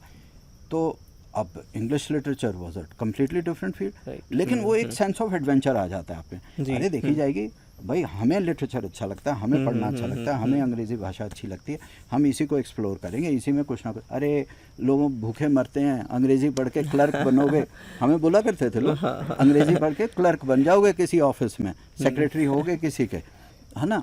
लेकिन जब जब हम पढ़े उसको और आगे गए, दुनिया भी बदली, यू नो। तो आई थिंक सो ये you know the courage to experiment is very very important, क्योंकि यही चीज़ आप लेके जाते हो। वैसे देखा जाए करियर होता क्या है, देयर इज़ नो करियर। क्या है ये करियर? इंजीनियर बनना, डॉक्टर बनना, ये क्या? ठीक है, you should have enough money to have a comfortable life, right. क्या फ़र्क पड़ता है? जी जी, क्या फ़र्क पड़ता है? मतलब आप खुश है मन चंगा तो कटौती में गंगा। तो क्या फ़र्क पड़ता है? लेकिन सो पेरेंट्स को ये कॉन्फिडेंस देना बच्चों को जी कि बेटा जी। कुछ नहीं होगा, हम बैठे हैं, तुम करो, तुम जो तुम्हें अच्छा लगता है तुम करो, we are there to support. अरे बच्चा कुछ तो कर ही लेगा, जी, बच्चा कुछ तो कर ही लेगा, है ना। सो ये जो आपका क्वेश्चन है कि जब बड़ा होता है तो वो कैसे करे, again education is the master की। आप बचपन से जैसा उसको पर्सनालिटी को ग्रूम करेंगे, फिर वो मेरा ख्याल से 18 साल बाद 20 साल बाद तो वो आपसे पूछेगा भी नहीं। जी जी, राइट। सिर्फ सपोर्ट के लिए आपसे कॉल करेगा आपको कि पापा मैं ये करना चाहता हूँ, मम्मी मैं ये करना चाहता हूँ, आप प्लीज़ मुझे थोड़े पॉकेट मनी इंक्रीज़ कर दीजिए या थोड़ा ट्यूशन फीस और दे दीजिए, मैं ये कर लूँगा। वो बच्चा कर ही लेगा अपना कुछ। Nice nice. इसमें मैंने जो अभी लर्निंग ली, पहली चीज़ रूट कॉज एनालिसिस। दोनों बार सवालों का जवाब एक ही आया, मतलब कि जो जड़ है, अगर किसी समस्या का निवारण करना है तो उसकी जड़ से उसको देखो, बाद में कुछ लीपा पट्टी करके या कुछ करके उतना फ़ायदा नहीं है। तो ये बहुत ही इम्पॉर्टेंट है कि आने वाली जो जनरेशन्स हैं उनके लिए ये जो रूट कॉज है कि बेटर पेरेंटिंग बार बार यहाँ पे जिक्र हो रहा है, मेंटरिंग, पेरेंटिंग, और बच्चे को एक फ्रीडम देना एक्सप्लोर करने की, उसकी कैपेबिलिटी, स्किल सेट्स को बाहर लाने की। तो I think this is something very important message we are getting from Peepal Baba ji. अब क्योंकि कुछ चैलेंजेस दूसरों के हम अभी डिस्कस कर रहे हैं, तो मैं आपसे पूछूंगा कि कोई ऐसे 3 कोई इंसिडेंट्स बताइए जो बहुत ही चैलेंजिंग थे या फिर बड़े ही एक पुश बैक करने वाले थे, वो कैसे थे, और आपने बाउंस बैक किया नहीं किया, मतलब what was your experience any such incidents? सच्ची कह रहा हूँ कि अगर लैंग्वेज के हिसाब से देखा जाए तो सच में कभी कोई चैलेंज आया नहीं। आपको देख के भी लग रहा है नहीं, आया नहीं। मतलब कुछ होता भी था तो it was more of adventure, you know. एक वो हम उसको एडवेंचर मानते थे कि भाई जंगल में पेट्रोल ख़त्म हो गया गाड़ी का, तो वहीं पार्क करके फिर एक दिन की वॉकिंग भी की, फिर गांव से अगले दिन 5 लीटर की कैनी भरवा के लाए, उसमें किया, कभी पंचर हो गया, कभी टायर बर्स्ट हो गया, पौधे लेके कहीं गए थे, कहीं स्लिप हो गए, गिर गए, चोट लग गई, हड्डी भी टूटी, ये सब तो मैं इसको चैलेंजेस नहीं मानता हूँ। अभी भी जब आप 1 महीने बाद 2 महीने बाद यू लुक बैक तो यार बड़ा मजा आया। तो वो एडवेंचर था। सो जब आप अपने मन की चीज़ कर रहे होते हैं, मैं नहीं समझता उसमें कोई चैलेंज होता है। उसमें तो मज़ा ही मज़ा होता है नो। उसमें गिरते पड़ते ये वो आपका कुछ भी होगा, आप उसको शब्द जो जैसे मर्जी उसको सजा लो, उसको और इंटरेस्टिंग बनाने के लिए लोग, मैं सुनता हूँ टेड टॉक सुनता हूँ कि ये चैलेंज आया, वो स्ट्रगल आई, फिर आई बाउंस्ड बैक, फिर आई ये। अरे सब बेकार की बात है। अगर आपको मज़ा आ रहा है काम करने में तो क्या चैलेंज और क्या स्ट्रगल, फिर तो कोई होनी नहीं चाहिए, है ना। तो it is all part of the journey. I think it's part of the enjoyment process and I don't think so. ऐसे छोटे छोटे इंसिडेंट्स तो बहुत हुए, हज़ारों लाखों इंसिडेंट्स हैं कि जहाँ पर काम करते करते आप फंस जाते हो, पर बड़ा मज़े से हम लोग 1-2 दिन में 3 दिन में उस चीज़ से बाहर भी निकल आए। हाँ, तो ये चीज़ें होती हैं। So what a beautiful way of looking at the things and situations कि भाई अपना नज़रिया बदलेंगे तो उस पर्टिकुलर परिस्थिति का जो पूरा का पूरा एक इम्पैक्ट होता है खुद पे, चाहे वो फिजिकल इम्पैक्ट हो चाहे वो मेंटल इम्पैक्ट हो, it completely transforms. So I believe again wonderful message for everybody कि जिस तरीके से आप चीज़ों को देख रहे हैं, दैट इज़ वेरी इंपॉर्टेंट। क्या आप जो कर रहे हैं उससे प्यार कर रहे हैं, क्या you are in sync with that. If you are in sync with that तो आपको पता है उसमें अच्छा भी होगा बुरा भी होगा। So you will accept both the things and you will enjoy and you will come out of those things. मतलब जैसे आप ऑब्जेक्टिव अचीव करना चाहते हैं, भले इस समय थोड़ा ज़्यादा लगे but you will be able to do that. तो वंडरफुल। अब और आगे बढ़ते हुए अब एक सवाल जो कि जिस जर्नी में आपने शुरुआत की, तो यहाँ पे समझ में आ रहा है कि एज ए योगा प्रैक्टिशनर आप योगा पढ़ा रहे हैं, सिखा रहे हैं और लिटरेचर आप सिखा रहे हैं।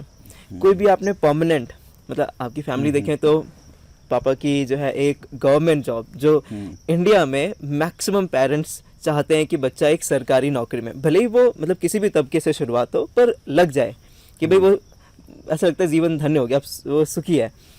तो उसके बिल्कुल विपरीत, मतलब नॉट अ परमानेंट जॉब, और उसमें भी फिर आपका जो ट्री प्लांटेशन, एक वो जुनून जो है, that is something again out of the box thing. तो ऐसे में अब जिस टॉपिक पे मैं आ रहा हूँ कि जो आपकी शादी हुई, तो वहाँ पे जो दूसरी तरफ के पेरेंट हैं, मतलब लड़की के माता पिता भी हैं, वो तो भाई पहले तो यही देखते हैं कि भाई इनकम स्टेबल है कि नहीं है, घर बार ये सब चीज़ें। तो ये स्टोरी कैसे बनी, और जहाँ तक मुझे पता है शायद आपकी लव मैरिज थी। हाँ। नहीं, उस चीज़ का तो मौका ही नहीं मिला ना उनको। अच्छा। उनके पेरेंट्स को सोचने का हमारे पेरेंट्स का मौका ही नहीं मिला। अरे बाप, हम तो भाग के कर लिया हमने। हम तो अलंदी, यहाँ पर मंदिर है, यहाँ से अराउंड 30 किलोमीटर्स, तो लूना पे ले गए थे। वहाँ पर हम लोग जाके पंडित जी को अच्छे पैसे दिए, फटाफट 45 मिनट में काम ख़त्म, अपना हम करके आ गए।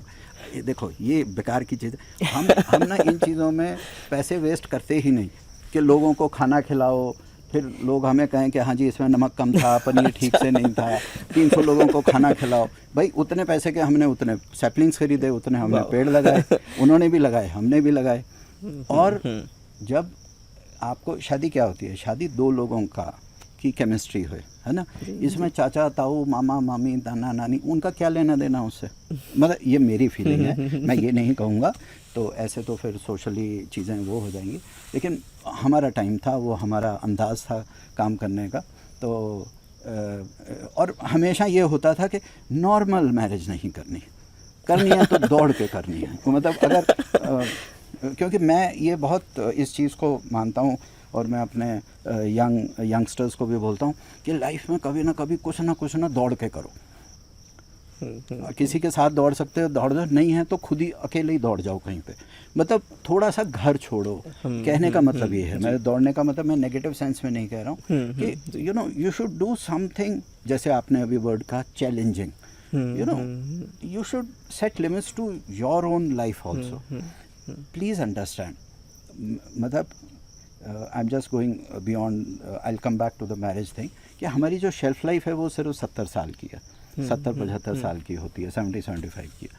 अगर आप इसमें एक्सप्लोर ही नहीं करोगे तो वो क्या करने आए हो? IIT करने आए हो? मतलब क्या तुम्हें भगवान ने पैदा क्यों किया? IIM करने के लिए, प्रॉपर्टी बनाने के लिए, 3 बेडरूम फ्लैट खरीदने के लिए, ऑडी या जीप कंपस खरीदने के लिए? मतलब भगवान को पागल समझ रखा है क्या? हैं? अरे कुछ तो रिस्पेक्ट करो परमात्मा की। उसने तुमको भेजा एडवेंचर के लिए। उसने कहा भैया तू भी अपना टाइम पास कर ले, मेरा टाइम पास हो रहा है 70-75 साल के लिए, तू भी अपना टाइम पास कर ले, मज़ा कर वहाँ जाके। अब आप मज़े तो लेते नहीं हो, आप तो इतने स्ट्रेस पाल के बैठ जाते हो। आप समझे? So coming back to marriage, I think marriage is the greatest adventure of life, है ना? तो उसको फिर एडवेंचर की तरह ही करना चाहिए। एंड बाकी तो पेरेंट्स का बहुत बड़ा हुआ था, शॉकिंग हुआ था, ये क्या कर लिया तुमने और वो क्या कर लिया। हमारे एक गुरुजी हुआ करते थे, तो उन्होंने कहा कि भाई एक दूसरे को, तो वो एक अलग सी कहानी है, तो हो गया बढ़िया। सो नो रिग्रेट्स, अपना फर्स्ट क्लास। तो हमेशा मतलब लाइफ में ऐसा मतलब सीधे मतलब जो स्ट्रेट लाइन दिख रही है तो बस उसको पकड़ के नहीं चलना है, अपने रास्ते खुद बनाने हैं। It's boring it's boring. जी जी। मैं तो जो जैसे लाहौल स्पीति जाते हैं, लद्दाख जाते हैं, मैं तो जा चुका हूँ उन एरियाज़ में, हिमाचल बहुत घुमा हूँ, चप्पा घूमे, उत्तराखंड घूमे। तो सब लोग कहेंगे कि जी नेशनल हाईवे देखते हैं, गूगल देख। अरे गूगल देख के अगर तुम, तो फिर एडवेंचर क्या रहा? बंद करो अपना, है ना? तो अलग सड़क पकड़ो, कोई अलग गली में घुसो, कहीं अलग गांव में घुस जाओ, गांव से फिर वहां से कोई रूट पकड़ के निकलो, कोई थोड़ी ऑफ रोडिंग करो, कुछ that is called this thing. फिर तो आप आइटिनरी फॉलो कर रहे हैं, जी आपको एडवेंचर थोड़ा ना कर रहे हैं। फिर तो आप एक आइटिनरी है, आपने गूगल पे देख लिया, यहाँ से यहाँ, यहाँ से यहाँ, ये यहाँ पे आपको हॉस्टल मिल जाएगा, यहाँ आपको गेस्ट हाउस मिल जाएगा, यहाँ आपको। तो ये जो प्रिडिक्टेबिलिटी है लाइफ की, यही, इसी से इनसिक्योरिटी आती है, इसी से स्ट्रेस आता है। क्यों? क्योंकि आप ज़िंदगी को प्रिडिक्टेबल वे से देखते हो और प्रिडिक्टेबल वे से होती नहीं हैं चीज़ें। जब आपके पास मैप ही नहीं है, फिर तो जो भी आएगा आप कहोगे वाह भाई मज़ा आएगा। हाँ जी, जी, जी। बस at the end of the day you should be alive. अगर आप सांस ले रहे हो तो यू आर सक्सेसफुल। जी। मरो मत बस। If you can keep yourself alive, rest everything is adventure, including marriage. Nice nice. तो गो विद द फ्लो, ऐसा बहुत ज़्यादा प्रेडिक्शन नहीं करना है भाई, जो आ रहा है उसे एक्सेप्ट करो और उसको अपने तरीके से जियो। हाँ, नाइस। मतलब it's easier said than done. लेकिन ये क्या है, मैं फिर वही बात आता हूँ, it depends on your parenting, depends on कि बचपन से आपकी ट्रेनिंग कैसी रही है। सो अभी भी हम कॉलेजेस में जाते हैं, यूनिवर्सिटीज़ में जाते हैं, तो वहाँ बात होती है, तो वो बहुत टीचर्स कहती हैं अरे ऐसे कैसे वैसे कैसे। तो मैं मानता हूँ उस चीज़ को, ठीक है, हम शेयरिंग ज़रूर कर रहे हैं, लेकिन मैं मानता हूँ क्योंकि आई वॉज वेरी लकी कि हमारी बचपन से वैसी ट्रेनिंग रही। हमारी नानी ने, हमारे पेरेंट्स ने, हमारी टीचर्स ने हमें, अरे हमारे ऊपर कोई बाउंड्री नहीं लगाई। जी राइट।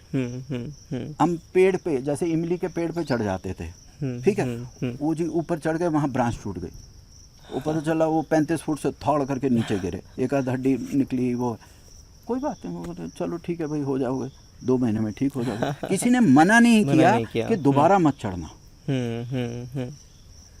डिफिकल्ट होता है पेरेंट्स के लिए। So, ये जो सेल्फ लर्निंग आती है विद फ्रीडम। जी राइट। एंड अगेन वही बात है, सबसे बड़ा वर्ड, कीवर्ड लाइफ का है फ्रीडम।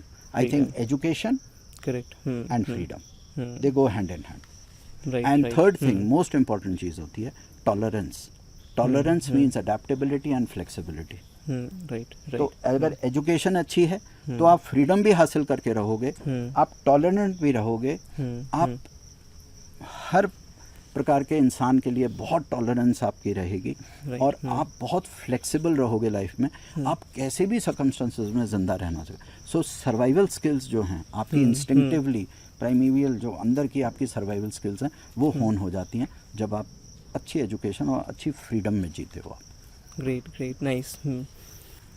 अभी थोड़ा सा ऑर्गेनाइजेशन के तरफ मैं आना चाहूँगा कि नॉर्मली अगर हम बात करें जैसे NGOs हैं या ट्रस्ट हैं, तो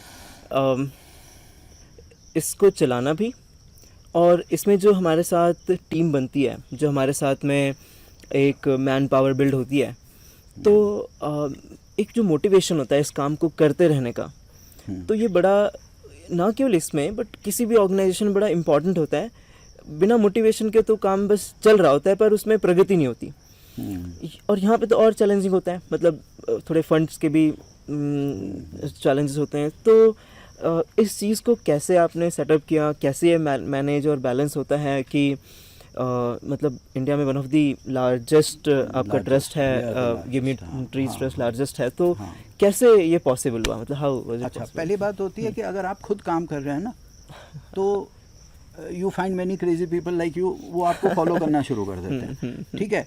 फिर वो खुद ही आपको देखते देखते थक जाते हैं, वो खुद ही लिफाफे में पैसे डाल डाल के देते रहते हैं, भैया तुम काम कैसे कर रहे हो यार, तुम मेरे से पैसे ले लो। तो वो अपने आप होता है, अपने आप होता है, ये ना ऑटो पायलट मोड पे होता है। 33 इयर्स हमने काम किया विदाउट ऑर्गेनाइजेशन। अभी पिछले सिर्फ जुमा अभी हम लोगों ने हमारा 11th फाउंडेशन डे था 13 अक्टूबर को, तो 11 साल से ही हम रजिस्टर्ड एक ट्रस्ट बना के, क्योंकि जॉन अब्राहम साहब मिले, उन्होंने हमें बहुत मोटिवेट किया कि नहीं आपके पास एक ऑर्गेनाइजेशन होनी चाहिए, यू नो ये जो भी है, तो हमने बनाया। आई थिंक आपका जो काम करने का जज्बा है और आप काम करते रहते हैं, जैसे आपने भी वर्ड यूज़ किया कंसिस्टेंसी एंड परसिवियरेंस। आप एक काम के पीछे लगे रहते हो, आपको भी बहुत सारे ऐसे पागल लोग मिल जाते हैं, क्रेजी लोग मिल जाते हैं, जुनूनी लोग मिल जाते हैं, पैशनेट लोग मिल जाए, वो आपको सपोर्ट करते हैं। वो आप तो इंजन देखो, इंजन में कोला ख़त्म नहीं होना चाहिए, डब्बे तो अपने आप चले आते हैं बीच में जी, है ना। तो अपनी रेलगाड़ी चलाते रहो, वो पीछे अपने आप लोग आते रहते हैं, तो कुछ ना कुछ, अच्छा कोई मैनेजमेंट स्किल्स का आ जाएगा, कोई कुछ हो जाएगा, कोई वॉलंटियर आ जाएगा, फिर ठीक है, आपको ऑर्गेनाइजेशन चलाने के लिए आपको कुछ सैलरीज पे भी लोग रखने पड़ते हैं। जब सैलरीज पे होते हैं तो कोई आके आपको ये भी कह देगा, कोई CSR वाला आ जाएगा, वो कहेगा अच्छा चलो हम 4 सैलरीज दे देते हैं, कोई कहेगा 2 दे देते हैं, काम चल जाता है, काम चल जाता है। और जिसको आप वर्ल्डली लैंग्वेज में ऊंच नीच, डिप्स एंड लोज एंड ये वो, it is a part of the world. देखो भाई, हम जंगल के लोग हैं, हम तो जंगल लगाते हैं, तो जंगल में ये सब चीज़ें चलती रहती हैं, है ना। So I think most important thing is your own energy level. आपकी अगर एनर्जी लेवल ठीक है तो पीछे जो गाड़ी के डब्बे चल रहे हैं वो उनमें भी they also feel energised. And बाकी आई थिंक मैनेजमेंट स्किल्स जो होते हैं, मैनेजमेंट स्किल्स नहीं, मैं शब्द यूज़ करूँगा पीपल स्किल्स। आपके पीपल स्किल्स बहुत अच्छे होंगे। If you are flexible, you are adaptable, you have a good sense of humour, you have a good sense of adventure, people want to work for you, they don't come here for a job. जैसे बहुत लोग हैं, मैं आपको 1-2 incidents बताता हूँ कि somebody who was getting 70,000 rupees, he came to me and he said, sir, I'm ready to work for you for 20,000. तो मैंने कहा क्यों, ये तुम तो, क्योंकि उसके रिज्यूमे पे लिखा हुआ था, कहते नहीं, I just want to work with you, मैं थोड़ा मज़ा लेना चाहता हूँ, कहते मैं थक गया वहाँ पे काम कर करके, वो बैंकिंग सेक्टर में थे। सो ये चीज़ है, I think setting up good role models and you yourself have to be that role model. And आप अगर, सीधी सी बात है, बहुत सीधी सी बात, if you are enjoying what you do, it is but obvious जो पीछे लोग आ रहे हैं आपके, they will also enjoy what you do, क्योंकि they will also start enjoying it, क्योंकि वो एंजॉयमेंट इज इन्फेक्शियस, राइट, है ना। तो वो भी मज़ा लेते हैं फिर। when they are happy, the organization is happy. When the organization is happy, so whatever you create is also happy. Yes, true. So सब ठीक हो जाता है फिर। बहुत ही इम्पोर्टेंट। इसको मैं थोड़ा सा आगे लेके जाऊंगा। बिल्कुल सही बात है, मतलब जब इंजन सही है, इंजन तेज़ी के साथ चल रहा है, तो भाई सारे चलेंगे। थोड़ी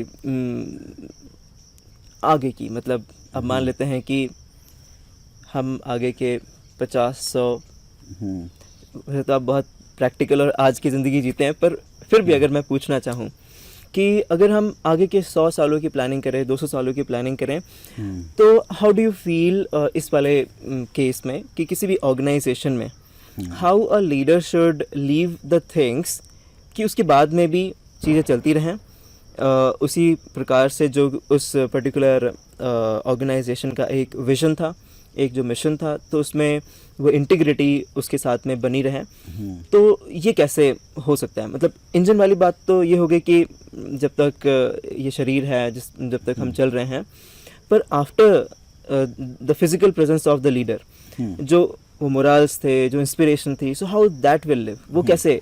अच्छा, इसमें मेरा एक थोड़ा सा अपना नज़रिया है। आई डोंट वांट टू, मैं ऑर्गेनाइजेशन इसमें बिलीव नहीं करता।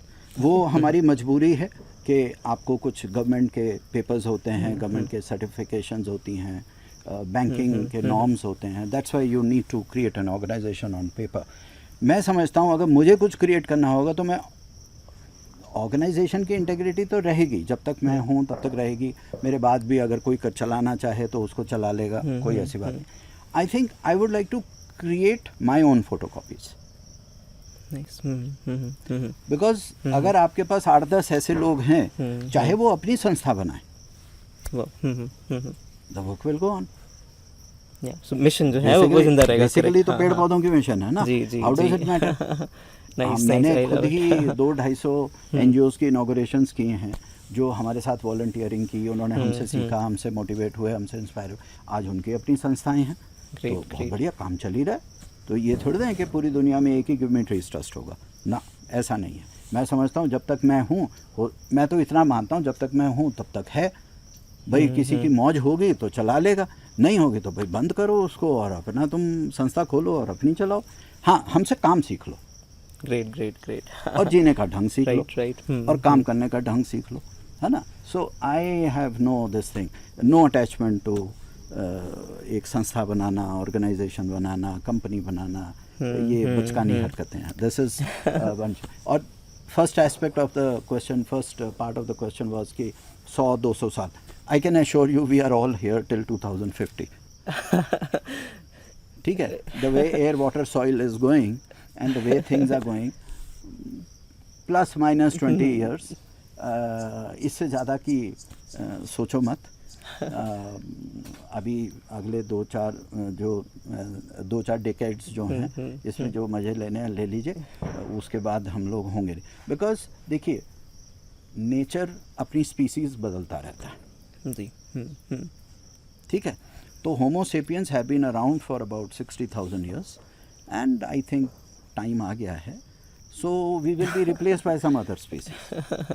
Nature continues, world continues, cosmos continues, it's been there for 4 billion years, it will be there for a few more years या a few more centuries, I don't know, but इतना भी क्या सोचना, है ना। लेकिन ये है कि एज आई सी थिंग्स, जो थोड़ा बहुत मेरा अपना लर्निंग है नेचर से, वो यही है कि मुझे लगता है कि we have reached our peak, and इसीलिए वायरस महाराज जी आए थे, कोविड भी आया था, सब आए थे। तो it is just a beginning, and we have time for another 20-30 years और सो। तो जितने वीडियोस बनाने हैं, चैनल चलाने हैं, चला लो, उसके बाद पता नहीं उसके बाद मालूम। तो ये जो 100 साल 200 साल ये कुछ नहीं होने वाला। तो but it is so heartening to know that you know, अच्छा लगता है सोच के भी कि बस 30-40 साल और है। हाँ, ज़्यादा बोझा नहीं लगता ना, नहीं तो आप सोचना शुरू करो तो 100 साल 200 साल क्या होगा, it's such a pressure on the mind. अब आपको पता है कि सिर्फ 30-40 साल और है ह्यूमैनिटी, ठीक है, फिर तो मजा लो, फिर क्या करना। सो मैं I will take it like this कि भाई उतना ही सोचो, भाई लिमिटेड प्लानिंग करो, ऐसा बहुत सालों की अपने सर पे बोझा लेके मत चलो भैया। तो लिमिटेड प्लानिंग करके, प्लान करना इंपॉर्टेंट है भाई। अभी आए थे तो कैमरा लेके आना है, उतना प्लान कर लो जितना ज़रूरी है। और एक और चीज़ जो अभी आपने पॉइंट रखा, एक कॉन्सेप्ट होता है जो भी बहुत पॉपुलरली जिसको बोलते हैं 3 जनरेशन कर्स, जो बिजनेसेस में चलता है कि भाई दादाजी ने शुरू किया, बेटे ने चलाया, उसके बाद में जो पोता है उसने गवा दिया। तो ये हम हर जगह देखते हैं, ना केवल बिजनेस में, हम पॉलिटिक्स में भी देखते हैं, हर जगह देखते हैं ये चीज़ जो है। तो दिस इज़ वेरी इंपॉर्टेंट कि यहाँ पे जो कैपेबल है, जो भाई सही इंसान है, उसके अंदर कैपेसिटी है, वो सेम ऑर्गेनाइजेशन चलाए या किसी और नाम से चलाए, the name is not important. Ultimately what is important is mission, जो जिस पर्पज़ के लिए काम कर रहे थे। So wonderful learning, purpose is बहुत ज़्यादा इम्पॉर्टेंट है। अब जो है मैं आना चाहूँगा एक नए चैप्टर की तरफ, और ये तो हमने जो हमारी एक भौतिक ज़िंदगी है उसकी भी बात की, और उसमें जो सोशल एक रिस्पॉन्सिबिलिटी होती है आपका, मतलब प्रोफेशन भी एक तरीके से आपने तो पूरी लाइफ उसको समर्पित की एक पूरी तरीके से। अब एक स्पिरिचुअल जो एस्पेक्ट होता है, आध्यात्मिक जो एस्पेक्ट होता है, तो उसमें आपका क्या दृष्टिकोण है, मैं वहाँ पे आना चाहूँगा। तो अभी जितनी बातें की है ये स्पिरिचुअल बातें ही तो थी। Lovely. Yes. So anything, I think what is spirituality? You know, spirituality is that if you know how to keep yourself happy and you know the ultimate truth of life. And what is the ultimate truth of life? आप वेद पढ़ लीजिए, उपनिषद पढ़ लीजिए। गुरुकुल में हम जब सब पढ़ते थे तो आचार्य जी की तरफ मुंह करके बोलते थे, इसका संक्षिप्त में वो बताइए, इसका सार क्या है? तो कहते हैं कि ओनली चेंज इज कांस्टेंट, परिवर्तन ही जीवन का नियम है ना? जो कि आपका नाम पड़ा। So once you get that understanding ना, आपके पीठ से, सिर से, कंधों से सारा बोझा उतर जाता है। राइट। जब कुछ है ही नहीं तो मजे ले लो, फिर तो जो भी आप काम करो, मतलब फिर क्या है उसमें। So it's just, so I think spirituality को भी हम ना बहुत सीरियसली ले लेते हैं। हम सोचते हैं कि मंत्र उच्चारण है, रिचुअल्स को हम स्पिरिचुअलिटी समझते हैं, है ना? ध्यान का मैं आपको एक छोटा सा एग्जांपल देता हूँ, बड़ा मज़ेदार। आजकल एक मैं वो इंस्टाग्राम पे रील्स देख रहा हूँ, तो एक कपल है, they are India's most influencer, मतलब इन्फ्लुएंसर बोलते हैं ना जो। हाँ। तो मैंने उनको प्यार से एक चिट्ठी भी लिखी, तो उनका जवाब भी आया हा करके। तो मैंने कहा, आप ध्यान के बारे में बात कर रहे हैं तो आप कैसे कर रहे हैं? ठीक है, क्योंकि 50 सेकंड्स का रील है उनका। तो उसमें कह रहे हैं, आपको सुबह उठना है, आपको सुबह शांति से बैठना है, आपको बिल्कुल आवाज़ें नहीं होनी चाहिए। मतलब इतनी एनर्जी, इतने गुस्से में, इतने उससे बोल रहे हैं। फिर वो ऐसे ऐसे करके वो जो साइड में रील में वो ग्राफिक्स आते हैं कि आपको आराम से बैठना है, आपको अपने नेत्रों को ऐसे करना है, आपको अपनी श्वास के ऊपर ध्यान देना है। मतलब वो इतना बोल रहे हैं, इतनी एग्रेशन के साथ बोल रहे हैं, और बात क्या कर रहे हैं? ध्यान की। है ना? तो spirituality has become more like a ritual. Spirituality is nothing but loving what you do. आप जो काम कर रहे हैं, अगर उसमें कंप्लीटली समर्पित हैं and you are having a good time, I think having a good time on this planet is spirituality. So simple. If you are not having a good time then you are not spiritual ना। इसका मतलब आप कहीं फंसे पड़े हो। फंसे हुए हैं, करेक्ट। Very true. ये फंसावट से ही तो बाहर निकलना है। Right. ये सारा जो है, ये जो बात करते हैं सन्यास की, बात करते हैं कि मोह की बात करते हैं, तो थोड़ा बहुत तो सब कुछ होना भी चाहिए। मोह भी होना चाहिए, हवस भी होनी चाहिए।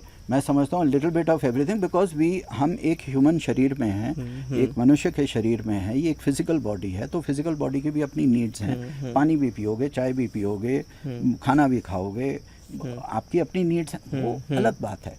Spirituality basically means being happy with whatever you have, being happy the way you, being comfortable with yourself. I think that is spirituality. Yeah, है ना? beautiful. And learning how to relax. I think that is जिसको आप लोग meditation बोलते हैं, ध्यान बोलते हैं, उसके अलग अलग ब्रांड्स आ गए, 140 प्रकार के ध्यान आ गए। Basically what is it? वो कहें जी आंख बंद करो, ये करो। आंख बंद करके तो बल्कि और ज़्यादा विचार आते हैं। मैं तो समझता हूँ इस तरह के वीरान जंगल में बैठ के, थर्मस अभी स्टील की होती, उसमें से हम चाय निकाल के पी रहे होते, साथ में पकौड़े होते, उससे ज़्यादा रिलैक्सेशन क्या होगी? दैट इज़ ध्यान। So deep relaxation is meditation, है ना? लेकिन हम मेडिटेशन के प्रोसेस को भी इतना स्ट्रेसफुल बना रहे हैं। राइट। उसमें भी इतना रिचुअल और इतना डिसिप्लिन और इतना 4 बजे उठो, 5 बजे उठो। आपका शरीर मान नहीं रहा उस बात को कि नहीं उठना है, रात को ये करना है, सुबह ये करना है। No no no no, you are torturing yourself. अपने आप को टॉर्चर करके थोड़ा ना ध्यान होता है। ध्यान तो बहुत सहज चीज़ है ना? So I think spirituality is all about being happy on the planet, being happy with things around you, being happy with nature, being happy with natural world, connecting yourself with the natural world. Once you connect with the natural world is a great teacher. It teaches you a lot of things. और मैं समझता हूँ योग और ध्यान की विद्या, ठीक है आपके गुरुजन होते हैं, आश्रम होते हैं, गुरुकुल होते हैं, लेकिन जो जंगल आपको पहाड़, नदियाँ जो आपको योगा, प्राणायाम और ध्यान सिखा सकते हैं, और कोई नहीं सिखा सकता। Nice nice. एक चीज़ मैंने जो ऑब्ज़र्व किया है कि जो आपका थॉट प्रोसेस है, आप बहुत ही मतलब बेबाकी से, बिना किसी हेसिटेशन के रखते हैं, एंड आई थिंक बहुत सारे लोग इससे डिसएग्री भी करते होंगे, एंड मे बी आपको बहुत सारे डिसएग्रीमेंट्स आते होंगे। तकरीबन सभी लोग डिसएग्री करते हैं। हाँ, तो बिकॉज आई कैन कनेक्ट यहाँ पे मैं इस चीज़ से कि भाई spirituality is making your self free, तो बहुत इजीली मैं इससे अग्री करूँगा। पर जो ये डिसएग्रीमेंट्स आते हैं, तो आपकी उसके प्रति क्या प्रतिक्रिया, क्या रिस्पॉन्स, रिएक्शन होते हैं? How do you basically? को फर्क ही नहीं पड़ता, क्योंकि इतने ढीठ हो गए हैं। मतलब आप इतने, वो कहते हैं ना, गेंडे की खाल हो जाते हैं आप काम करते करते करते। और वैसे भी हमने पेड़ पौधों के साथ काम करना है, हमारे मनुष्यों के साथ तो वैसे ही लेना देना बहुत कम होता है ना। तो बीच बीच में जाते हैं एंटरटेनमेंट के लिए, मनुष्यों के साथ भी बात कर लेते हैं, तो वो भी अपनी कुछ बात कहते हैं, तो हम हमारे लिए भी चेंज हो जाती है कि अच्छा ऐसे भी कह रहे हैं, वैसे भी कह रहे हैं। फिर आके वापस आप जंगल में खड़े हो जाते हो, फिर वापस आप पेड़ पौधों में आ जाते हो, फिर पेड़ पौधे कहते हैं वो हाँ हाँ हाँ अच्छा हुआ है, मनुष्यों के साथ हुआ है, चाय पानी कर है, आजा बेटा वापस आजा, चल अब हमारे साथ ही काम कर। तो इट इज़ एक नज़रिया हो जाता है। सो इट्स लाइक, बल्कि मुझे तो अब एक इसे बुरी आदत कही है या कुछ है, बल्कि कल ही मेरी मदर मुझे पॉइंट आउट कर रही थी, कहते बेटा तू चुप करके एक क्राउड में, भीड़ में ठीक से नहीं बैठ सकता, तू कुछ ना कुछ उनको उंगली कर देता है, कुछ चूंटी काट देता है, फिर वो वहाँ पर झगड़ा शुरू हो जाता है। मैंने कहा मम्मी मैं तो मज़े लेता हूँ ना मेरे को उस झगड़े से लेना देना ना कुछ एंटरटेनमेंट, क्योंकि मैं सीरियल्स देखता नहीं हूँ, नीचे शाम के मैं न्यूज़ चैनल्स देखता नहीं हूँ, तो अब आदत नहीं रही, तो कुछ तो एंटरटेनमेंट चाहिए। तो जहाँ भी भीड़ में बैठो तो कुछ ऐसी फुलवारी छोड़ दो, एक फुलझड़ी छोड़ दो कि वो आपस में फिर वो गुत्थम गुत्थी हो जाते हैं, फिर अपना चुप करके जब चाय ख़त्म हो जाए उठ के चले वो लड़ते रहे अपना आपस में, अपना वापस पेड़ पौधों के पास। So all I am trying to say in lighter tone, you know how to live life, you Right, know right, how right. to take things easy, you know how to relax, you know how to, so हम ना अपने आप को बहुत सारा बोझा spirituality का, religion का, धर्म का, ये करना है वो करना है, कुछ भी नहीं है। पेड़ पौधों के साथ रहिए, नेचुरल वर्ल्ड में रहिए। Natural world is your main असली गुरु है, वो आपको सब कुछ सिखाता है। फिर जो ह्यूमन गुरु भी है ना, दे ऑल्सो मेक सेंस, और जो मास्टर्स हैं, जो इवॉल्व सोल्स हैं, आप उनके साथ भी बहुत अच्छी तरह कनेक्ट हो सकते हो।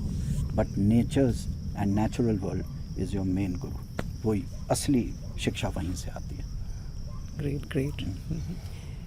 तो अभी के लिए एक कंक्लूजन, उसके बाद में हम ब्रेक लेंगे। आपने पेड़ों की तरफ वापस आने का एक जिक्र किया, तो यहाँ पे आपने एक बार जिक्र किया था कि ये काम मैंने शुरू नहीं किया है, ये सेंटेंस शायद मैं ये रीट्रेट कर रहा हूँ, ये जो पेड़ों की सरकार है उसने मुझे चुन लिया है। तो ये क्या कॉन्सेप्ट है, इसके बारे में? जी चलिए आज का फिर ये वाला सेशन इसी से ख़त्म करते हैं। और वो यही बात है कि जैसे हमारी नानी ने भी ये कहा और हमारे गुरुजन ने भी, हमारे गुरुजी ने भी यही एक बात कही थी, अलग अलग शब्दों में, पर जो मैसेज था वो ये था, कभी इस अहंकार में मत रहना कि तुम पेड़ पौधों को लगाते हो।